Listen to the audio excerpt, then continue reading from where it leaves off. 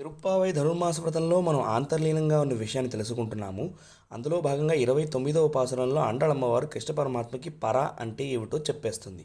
ఇక్కడ పర అంటే ఎత్తైక్కుం ఏజేజు విరవిక్కుం అని అంటుంది. అంటే ఏడేడు జన్మలకి స్వామి మాకు నీతోనే సంబంధం కావాలి.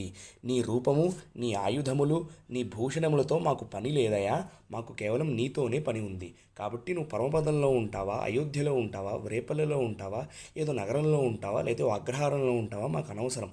నువ్వు ఎక్కడున్నా సరే మేము నీతో పాటు ఉండాలి.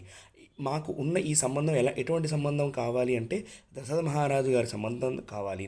వ్రజకాంతలతో నీకు ఏ సంబంధం ఉందో అటువంటి సంబంధం కావాలి. యశోదమ్మతో నీకు ఏ సంబంధం ఉందో మాకు ఆ సంబంధం కావాలి. ఇటువంటి సంబంధాలన్నీ మాకు వచ్చిన తర్వాత మేము మీకు ఏం చేయాలి అంటే నీకు నిత్యము కైంకర్యం చేస్తూ ఉండాలి, నీకు పాదాలు ఒత్తుతూ ఉండాలి, ఉత్తరీయం చదువుతూ ఉండాలి, నీకు హారతి ఇవ్వాలి, నీకు చామరలు వేయాలి అని చెప్పి అన్నలమ్మవారు ఈ పాసురంలో